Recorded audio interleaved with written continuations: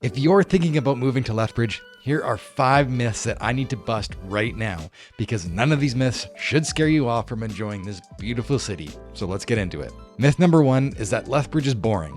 No, Lethbridge is actually not boring, and if you think it's boring, then you're probably boring. We are consistently getting concerts and family events coming to Lethbridge, like the professional bull riding that just happened a few weeks ago.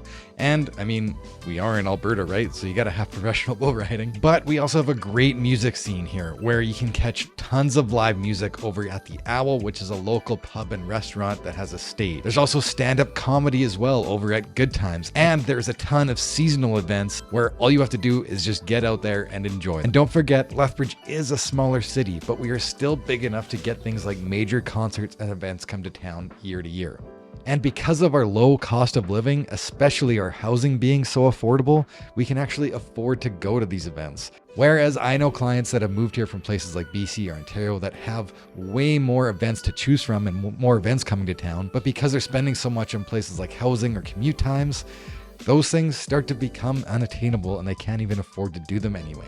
Further than that, if you just go outside of the city, there are some of the most beautiful and diverse landscapes in Canada. Actually, my wife and I do lots of work with Travel Alberta, and I have a whole travel channel that I'll link down below as well if you want to check that out. But we have been fortunate enough to have visited so many of these beautiful places close to Lethbridge, like Writing-on-Stone, Waterton Lakes National Park, Cypress Hills, and Dinosaur National Park, just to name a few.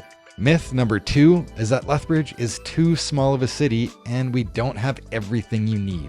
Now, this is a myth that I wholeheartedly disagree with. However, we are a much smaller city when you're comparing to another city like Calgary, for example, which has its own pros and cons. But is everything you need in Lethbridge? Well, the answer is absolutely yes. We have all of the big box stores like Costco, Walmart, Canadian Tire, Real Canadian Superstore, furniture stores, the NMAX Center that's big enough to hold major concerts, as well as a ton of restaurant options.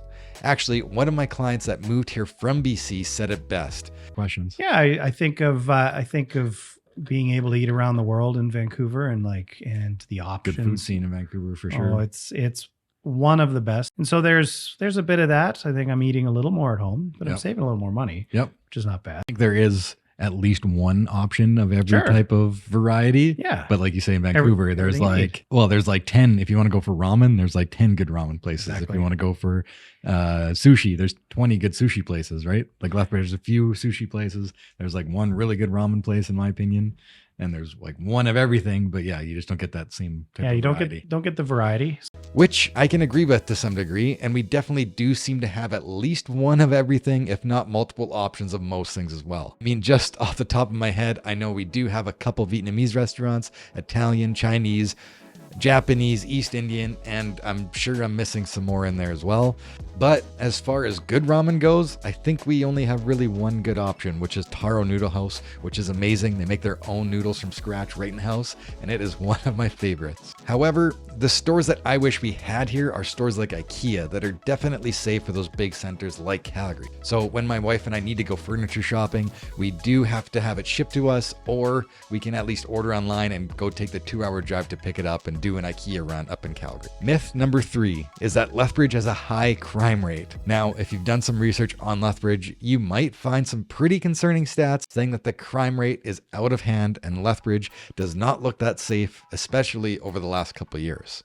However, I am here to tell you that those stats are very misleading, and just don't take my word for it. I'll leave a link down below and up here to the video I did with my client Stephen Combe, who moved here from BC. He speaks directly to this, and I agree with him 100% that this city is completely safe. My gut tells me, and that's not a scientific evidence, but my gut tells me you are not going to see crime like you've been used to if you've been in a city. Right. I think that's what most people are looking for when they're asking me. So I'm like telling them the same thing you're telling them, but it's different when you're hearing it from somebody that's not me too, right? You see, about 3 years ago, the city brought in a safe injection site, and it kind of acted as a draw from all these people living around the surrounding communities to come to Lethbridge and use the site. And the city had nowhere to house all these homeless people that were using, which ultimately led to an increase in crime. That site was ultimately shut down, and the city, I feel like, has been bouncing back slowly. In short, though, the city is very safe and you're not going to feel uncomfortable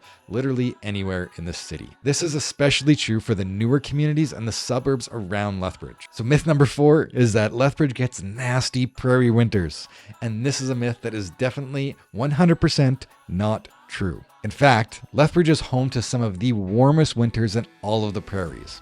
Now, don't get me wrong, Lethbridge certainly gets cold snaps of -20, sometimes even -30. However, it never lasts long. And I mean a maximum of like 2 weeks tops in the winter where it gets that cold. This winter, for example, it was just +7, and then 2 days later, it was -30, and then later it was back up to +1 again. And it's a rapid change of weather due to Chinook winds. Now, a Chinook wind is It's basically the passage of wind over a mountain range. a westerly wind that is responsible for blowing in warm air during those winter months, which we are fortunate to have as it warms us up and leads us to our next myth. And finally, myth number 5 is that Lethbridge is always windy. Now, yes, Lethbridge is nicknamed the Windy City, and if you Google that, I'm sure you're going to find it pretty easily.